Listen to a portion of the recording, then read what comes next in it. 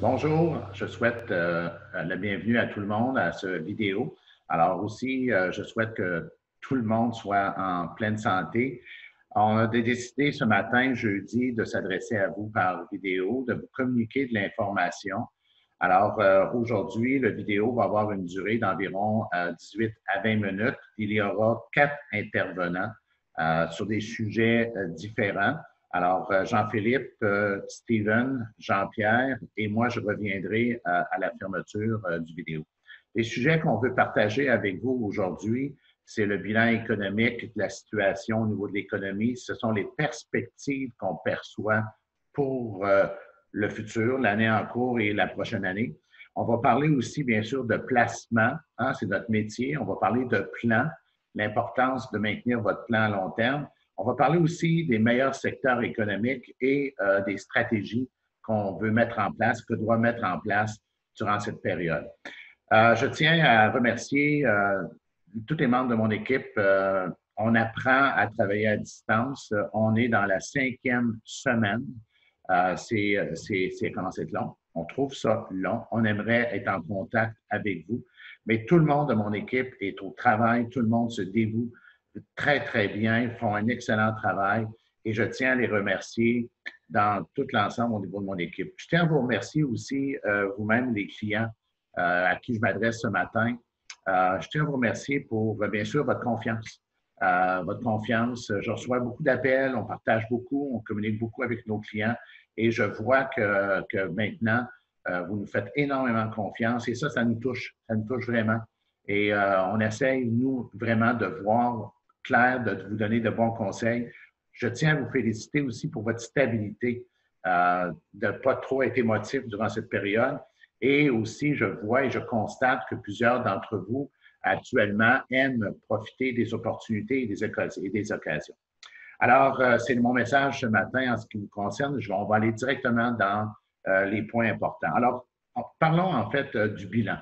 Bilan économique. Je vais traiter ça de la façon suivante, les faits négatifs puis les faits positifs. Alors, au niveau des faits négatifs, au niveau économique, vous vous rendez compte, mais je vais vous le confirmer, le taux de chômage est à des niveaux historiques. Quand on a un niveau de chômage élevé, bien l'économie ne fonctionne pas assez bien, pas du tout. Actuellement, c'est comme pas du tout. Pensons qu'il y a 4 milliards d'habitants sur la Terre sur 7 milliards qui sont en confinement. Alors, on ne peut pas avoir une économie qui fonctionne bien. On a une économie en pause actuellement. Le taux de chômage est élevé. Les dommages pour l'économie, ils sont majeurs. Ils sont majeurs à court terme. Alors, pause d'économie, dommages importants. On verra un peu plus loin la situation au point de vue des prévisions. Et je vous le mentionne, on a terminé un premier trimestre avec un bilan de PIB négatif. Donc, tous les pays dans le monde, on est en récession économique pour une période. On va voir la continuité, mais on est en récession économique. Donc, ce sont les faits négatifs. Au niveau des faits positifs, les faits positifs, c'est que si on regarde la cause, en fait, de ce confinement, de cette pause économique, c'est la pandémie. Alors, la pandémie, le virus que nous vivons actuellement, il n'est pas pire que les autres. La seule différence actuellement par rapport au SRAS, par rapport à l'Ebola, par rapport au H1N1, par rapport à tous ces virus que nous avons connus, c'est le confinement. C'est en fait la quarantaine. La quarantaine qu'on vit pour éviter la propagation, éviter qu'il y ait beaucoup de décès. C'est ça qui change la nature de la situation actuellement. Dans les faits positifs, et c'est sûr qu'actuellement, ce qu'on regarde, ce qu'on sent, c'est que les mesures prises actuellement, bien, en fait, nous amènent à penser que ça porte ses fruits. Hein? Beaucoup de pays ont atteint le maximum de leur courbe. Il y en a d'autres qui sont encore en croissance, mais la majorité de l'ensemble sur la planète commence à avoir une situation maximum et on commence à porter ses fruits là-dessus. Un autre élément aussi qu'on peut avoir comme point positif, c'est que si on regarde les pandémies passées, bien, en fait, les dommages qu'ils ont causés, parce que les pandémies ont une période quand même assez brève, même si on pense que c'est long, mais les dommages sur l'économie à long terme est très, très, très minime. Alors, Alors, c'est un peu l'enlèvement des faits au niveau du bilan économique actuellement. Si on regarde maintenant les prévisions. Alors, au niveau des prévisions, il y a 3 éléments à considérer qui vont nous amener vers une reprise efficace. Le premier, il faut que les gens retournent au travail. Alors, il faut redémarrer cette économie. Le gouvernement a des plans actuellement. Il travaille sur des plans de déconfinement. On espère que ça va bien aller. On espère qu'on n'aura pas de deuxième vague. Et je pense qu'au point de vue du travail, du retour au travail, on va penser à maintenant, en deuxième lieu, à recommencer à consommer, changer de voiture, acheter des meubles, faire des réparations dans notre maison, des travaux d'hiver, l'amélioration au niveau des potagers, beaucoup de consommation d'articles, des vêtements. Commencer à reconsommer normalement. Alors ça, c'est des éléments importants. Et la confiance, en troisième lieu, va se bâtir. Et ça, ici, à ce moment-là, je pense que cette confiance-là, elle est vraiment nécessaire. Quels sont les avantages qui vont nous amener vers là, qui vont nous amener à aller dans cet élément-là? C'est qu'au départ, il y a de l'argent disponible. Vous savez, les gouvernements ont mis des filets sociaux, économiques super importants.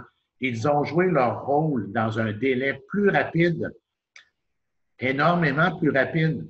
En 2007-2008, dans la dernière récession économique qu'on a connue, ça a pris un an, plus d'un an avant que les gouvernements interviennent. Ils l'ont fait dans le premier mois. Alors, c'est là qui a fait que les marchés boursiers ont remonté parce qu'ils se sont sentis en sécurité par rapport au filet économique. L'autre élément, les taux d'intérêt sont vraiment bas. Et réfléchissez toujours, regardez du côté historique, quand on a des taux d'intérêt bas qui ont baissé, habituellement, 6 à 8 mois plus tard, nous avons un rebond économique important. Alors, le crédit est accessible aussi. Alors, ça, je pense que c'est des éléments importants. Et il y a des opportunités d'investissement, des opportunités d'achat. Les prix sont avantageux. Alors, ce sont les éléments de prévision économique que je pense qui va se réaliser et qui va nous amener vers, en fait, des meilleurs moments bientôt. Donc, je passe la parole à Jean-Philippe qui va poursuivre ce vidéo. Bonjour, chers clients. J'espère que vous allez bien malgré la période de confinement. En fait, aujourd'hui, je voulais apporter quelques aspects fiscaux et parler un peu plus des programmes d'aide gouvernementale. À tous les jours, on entend des nouvelles aides gouvernementales ou justement des nouvelles mesures et ça peut venir assez mélangeant. Donc, ici, on vous réfère à un outil, en fait, qui a été développé pour la chaire en fiscalité et en finances publiques de l'Université de Sherbrooke, où l'ensemble de l'information se retrouve là et c'est mis à jour quotidiennement. Donc, c'est vraiment une belle ressource à utiliser pour savoir si vous êtes admissible ou pas à certains programmes. Dans certaines mesures qui ont été annoncées, il y a des stratégies qu'on peut faire. Par exemple, il a été annoncé que le minimum du fer et du FRV était réduit de 25 %. Donc, pour les gens qui sont à la retraite, qui décaissent à tous les mois de leur fer, par exemple, et qui ont un fonds d'urgence ou qui ont de l'argent mis de côté, bien, ça pourrait être intéressant de venir réduire le retrait qu'on peut faire au nouveau minimum pour justement éviter de retirer dans cette période qui est extrêmement volatile. Aussi, nos stratégies en lien avec le fer qu'on préfère, c'est de reporter à la fin de l'année parce que les retraits du minimum du fer doivent être faits d'ici le 31 décembre. Donc, ça pourrait être intéressant de reporter à la fin de l'année ces retraits-là pour justement venir retirer dans un marché qui a remonté et non dans un marché actuel qui est, comme j'ai dit, très volatile. Pour ce qui est des gens qui reçoivent la PCU de 2 000 $ par mois, juste faire attention ici que c'est un revenu qui est imposable. Donc, il va se rajouter à votre revenu et présentement, il n'y a pas de retenue d'impôt sur le montant. Donc, c'est certain que ça peut être une bonne idée. En fait, on vous conseille fortement de mettre de l'argent de côté pour venir pouvoir payer l'impôt en fin d'année. Donc, par exemple, peut-être faire un placement temporaire avec certains genres-là pour justement permettre, comme j'ai dit, de payer l'impôt. Par exemple, quelqu'un qui aurait un taux marginal d'imposition de 37 %, donc pour chaque dernier dollar gagné, la personne est imposée à du 37 %, eh bien, ce 2 000 $-là qui va se rajouter à son revenu, bien, disons, il va y avoir 37 % du 2 000 qui va être imposé. Donc, c'est sûr que ça pourrait être intéressant de mettre de côté 37 % du 2 000 dans cette situation-là pour justement venir payer l'impôt. Pour ce qui est des gens qui ont des entreprises opérantes, bien, ça pourrait être intéressant de vraiment prendre la peine de vérifier si vous êtes admissible au prêt sans intérêt de 40 000 $ parce que vous devez seulement rembourser 30 000 si vous respectez les différentes conditions. Donc, on vous conseille fortement de vérifier si vous êtes admissible à ce prêt-là pour les entreprises opérantes. Dans les autres conseils fiscaux que je peux vous mentionner, mais premièrement, les gens qui ont des comptes non enregistrés, ça peut être intéressant de vérifier si vous n'avez pas des pertes en capital. Ça pourrait être intéressant de les prendre si vous avez eu des gains en capitaux importants dans les 3 dernières années, si vous en avez cette année ou si vous prévoyez en faire dans les prochaines années.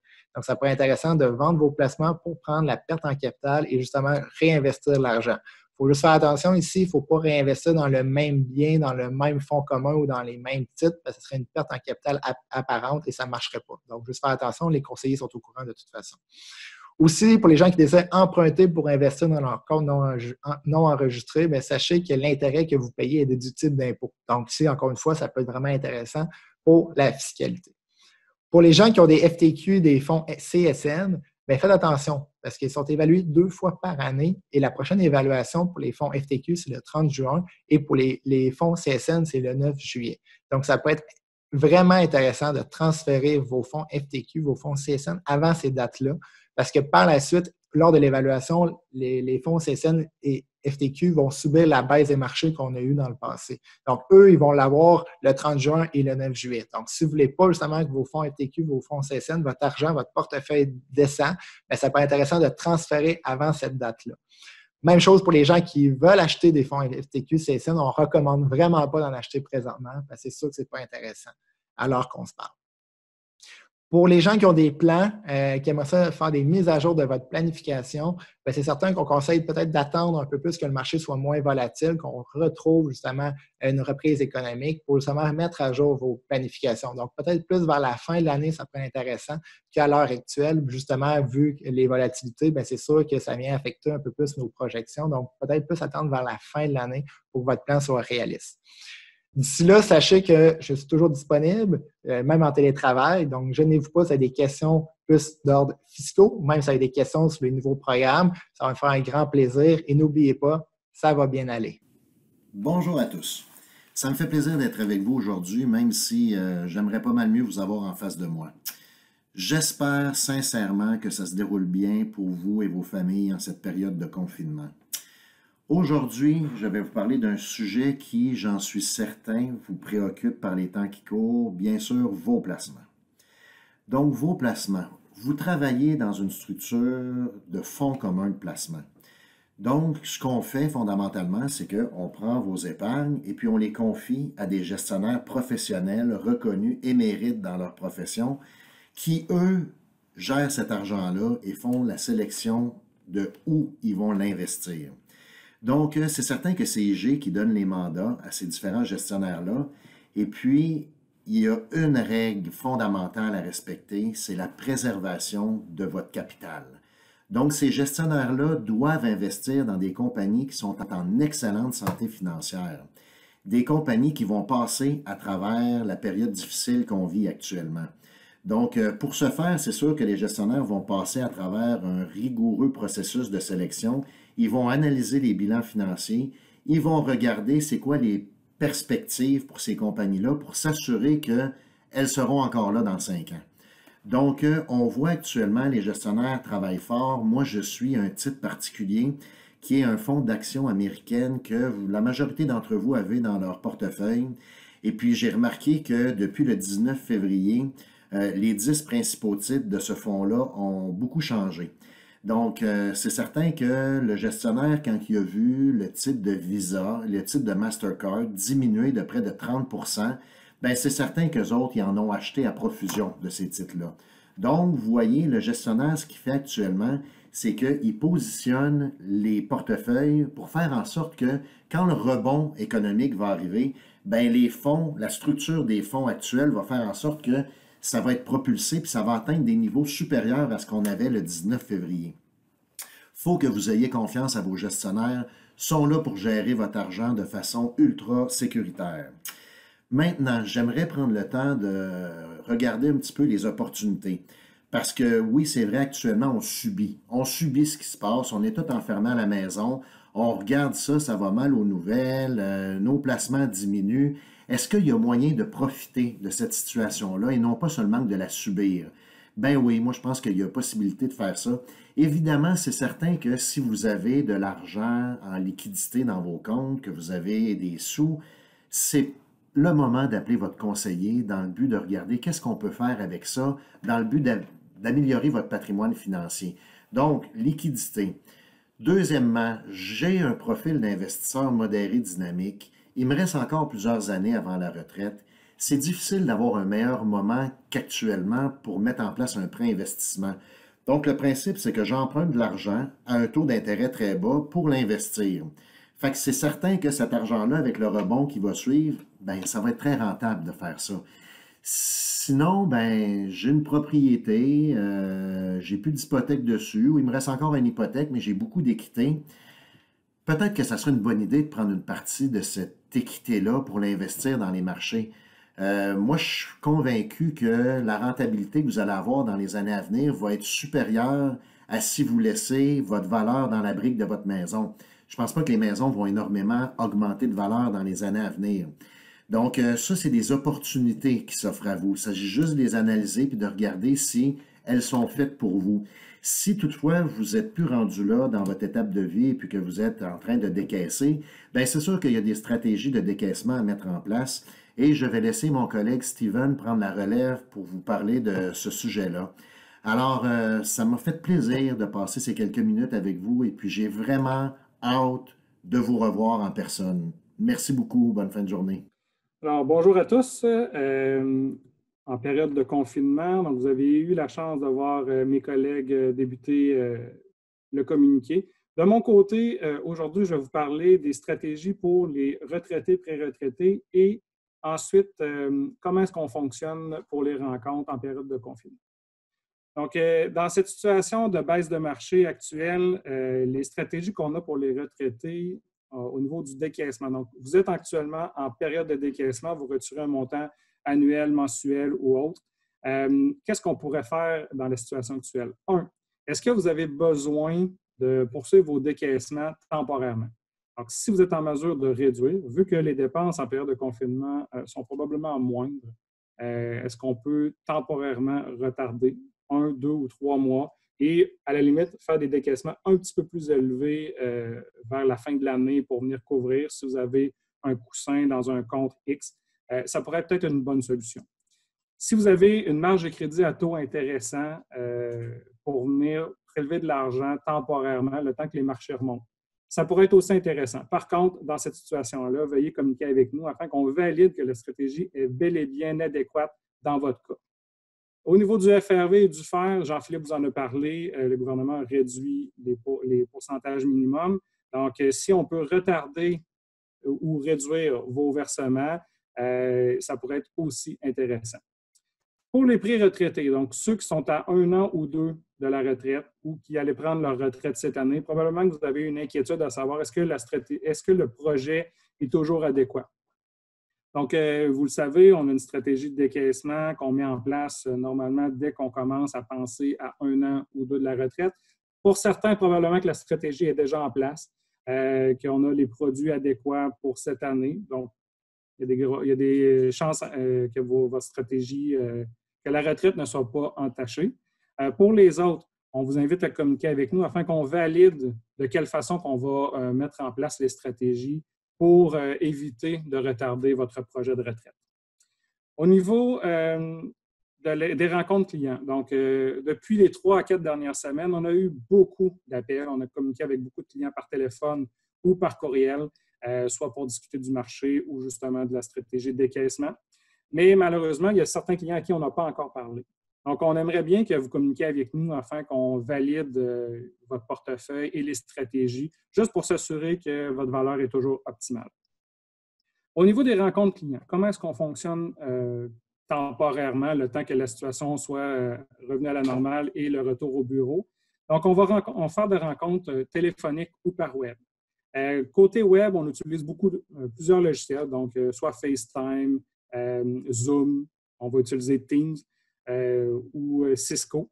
Donc, on a beaucoup de logiciels pour s'adapter en fonction des portables ou des systèmes que vous utilisez. On vous invite à communiquer avec Lucie. Donc, Lucie a toujours le même numéro de téléphone au bureau. C'est elle qui va planifier les rencontres avec nous ou vous pouvez nous inviter par courriel à savoir à quel moment on serait disponible pour planifier une rencontre web avec vous. Au niveau de la signature des documents, donc que ce soit pour l'ouverture d'un compte ou un transfert X, on va préconiser les méthodes électroniques pour avoir le moins de rencontres possibles en personne. Donc, ça fonctionne par préparation de documents électroniques. On vous transmet le document par web, par courriel, et vous allez avoir, à l'aide de votre téléphone intelligent, une confirmation à faire par SMS. C'est assez simple pour ceux qui sont à l'aise. Signature, où ce que vous pouvez signer avec votre doigt sur le téléphone ou sur la tablette. Et le formulaire va être de retour une fois signé et on va valider le tout. Pour ceux qui ne sont pas à l'aise avec la technologie et qui ne sont pas équipés pour le faire, maintenant, c'est du cas par cas. On a encore des méthodes mises en place pour être en mesure de satisfaire les demandes de transfert et autres. Donc, on vous invite à communiquer avec nous afin de valider la méthode et comment on va fonctionner pour ne pas vous punir ou vous priver temporairement d'une situation de transfert pour optimiser votre portefeuille. Donc, si vous avez des questions, je vous invite à communiquer avec nous. Passez une bonne période de confinement le temps que ça se termine. Et j'ai bien hâte, autant que mes collègues, de revoir ma clientèle en personne. Merci à Jean-Philippe, merci à Jean-Pierre, Steven. Je tiens à vous rappeler certains petits éléments de ce vidéo. Vous savez, premièrement, encore là, mon équipe est super dévouée, j'en suis excessivement fier. Je tiens à vous rappeler quelques éléments de stratégie, comme par exemple maintenir un équilibre ou un besoin uniforme concernant les décaissements. Si vous pouvez reporter, c'est des bonnes nouvelles, ça vous permet de laisser votre argent reprendre en fait sa progression. Faire les bons choix aussi dans les secteurs économiques de placement. Ça, c'est un autre point super important parce que vous savez que la remontée-descente, c'est un élément, mais la remontée est importante. Et je donne toujours l'exemple de quelqu'un qui fait une descente en ski. Ça va vite descendre en ski de montagne. Mais quand on la remonte, la montagne, vous pouvez choisir de la remonter à pied ou de la remonter en remonte-pente. Ce n'est pas le même délai. Alors, nous, on veut remonter en monte-pente pour que ça aille très, très vite. Alors, ça, c'est important dans les secteurs économiques. Profitez des taux d'intérêt bas. Les taux d'intérêt sont historiquement bas, donc ça vous donne des opportunités de création de liquidité. Ça, c'est un élément que vous devez considérer. Considérez aussi le prêt au conjoint, dans le sens au point de vue de fractionnement du revenu. Le prêt au conjoint, c'est une stratégie que des fois, on oublie beaucoup, mais dans les familles où la part monétaire est importante, c'est un élément qui pourrait faire du fractionnement du revenu, diminuer la facture d'impôt et avoir plus de choix dans vos poches, plus d'argent dans vos poches. Aussi, utilisation aussi de bien utiliser vos liquidités, ça en prend. Vous savez, dans une période de crise, c'est un élément financier vraiment important, mais aussi, il ne faut pas trop en avoir de liquidité parce qu'il y a un prix à payer pour ça et ce prix-là, bien, il peut être onéreux si on le laisse trop longtemps dormir. Alors, en terminant, je voudrais faire une relation avec vos portefeuilles. Vous savez, on a beaucoup de questions, hein, puis c'est correct que les clients, que vous nous posez des questions. « Ouais, mais mon portefeuille, comment il se comporte? » Mettons qu'on regarderait des dates du passé. Alors, mettons, faisons la comparaison entre le marché. Quand je parle du marché, je parle des indices boursiers, Dow Jones, Standard & Poor's, le Nasdaq, l'indice TSX canadien. Comment ils ont baissé par rapport à votre portefeuille? Comment se comporte votre portefeuille? Prenons 3 dates importantes. Vous savez, le sommet dans le marché a été atteint aux alentours du 19 février. Alors, depuis le 19 février, les bourses sont en baisse entre moins 12 et moins 20. J'ai fait des vérifications dans vos portefeuilles, dépendamment si vous êtes plutôt prudent, modéré versus dynamique. Et les baisses de vos portefeuilles, pour ceux qui sont concernés, sont entre moins 10 et moins 18. On constate que vous avez moins baissé que les marchés boursiers. Par rapport au 1er janvier 2020, alors, on a débuté l'année, comparaison notre année sur 3 mois et quelques semaines, bien, en fait, les marchés boursiers ont baissé entre moins 8 et moins 16. vos portefeuilles sont en baisse environ de -5 à -13. Encore là, beaucoup plus bas. Et si je regarde sur 1 an, on aime faire des comparaisons sur une période de 1 an. Bien, si on prend les marchés boursiers, exemple le Nasdaq, qui est positif de +3. Si on regarde, par exemple, le Standard & Poor's canadien, TSX Toronto, il est en baisse de -12 sur 1 an. J'ai vérifié des portefeuilles de clients. Est-ce que vous faites de l'argent depuis 1 an?